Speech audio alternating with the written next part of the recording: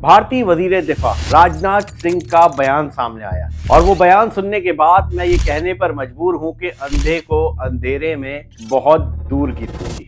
आखिर कब तक इंडियन पॉलिटिशियन अपनी ही अवाम को बेवकूफ बनाते रहेंगे और उनका टारगेट हमेशा पाकिस्तान हो। मुझे ऐसा लगता था कि शायद एल.के. एडवाणी, जो कि भारत के सीनियर तरीन सियासतदान हैं, बीजेपी के फाउंडिंग लीडर्स में से हैं और भारत के साबिक नायब वजीर आजम हैं, जब उन्होंने पाकिस्तान का विजिट किया था और कायदे आजम मोहम्मद अली जिन्ना के मजार पर गए थे, सिंध में अपनी जाए पैदाइश का दौरा भी किया था। मोहम्मद अली जिन्ना के मजार पर हाजिरी के बाद उन्होंने कायदे आजम मोहम्मद अली जिन्ना को एक बड़ा और सेक्युलर लीडर करार दे दिया। ये वो लम्हा था जहां पाकिस्तान और इंडिया के सियासतदान और सियासत पर नजर रखने वालों को लगा कि शायद अब वो लम्हा आ गया है कि पाकिस्तान और भारत एक दूसरे के सरहदी हुदूद को असल तरीके से कबूल कर लेंगे, क्योंकि एल.के. एडवाणी, जिनके दौरे पाकिस्तान और खास तौर पर कायदे आजम मोहम्मद अली जिन्ना के मजार के विजिट के ये फुटेजेस आप देख सकते हैं कि किस तरह से उन्होंने फूलों का गुलदस्ता मोहम्मद अली जिन्ना की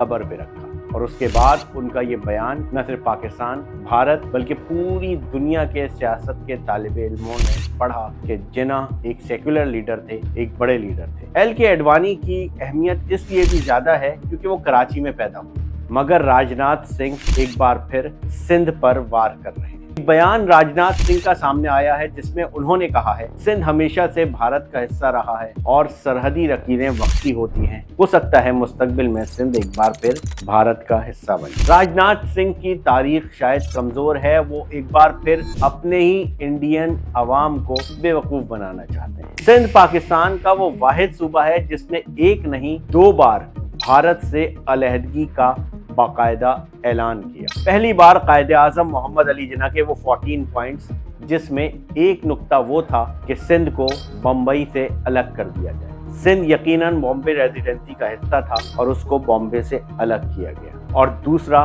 क़याम पाकिस्तान से कबल, यानी पाकिस्तान और भारत की तक़सीम से कबल, सिंध वो पहला सूबा था जिसने भारत से अलहदगी और पाकिस्तान के क़याम की करारदाद पेश की। तारीख यही बताती है कि सिंध पाकिस्तान का अटूट अंग है और पाकिस्तान के दफ्तर खारजा ने भारतीय वजीर राजनाथ सिंह के इस बयान को मुस्तरद किया है और उसकी मजम्मत की है और इस बयान को पाकिस्तान के अंदरूनी मामलात में दखल अंदाजी करार दिया। सिंध के वजीर आला मुराद अली शाह ने भी इस बयान को रद्द किया है और यही अल्फाज कहे हैं कि सिंध पाकिस्तान का अटूट अंग है, सिंध हमेशा से पाकिस्तान का हिस्सा था, है और रहेगा। मेरा ख्याल है कि भारतीय अवाम को अपने वज़रा को ये समझाना चाहिए कि वो पाकिस्तान के अंदरूनी मामलात और पाकिस्तान के सरहदी हुदूद पर नज़र रखने के बजाय खुद भारत में तवज्जो दें, क्योंकि भारत के अंदर दर्जनों अलहदगी की तहरीकें चल रही हैं। जो तहरीकें चल रही हैं, भारत को उस पर तवज्जो देने की ज़रूरत है, ना कि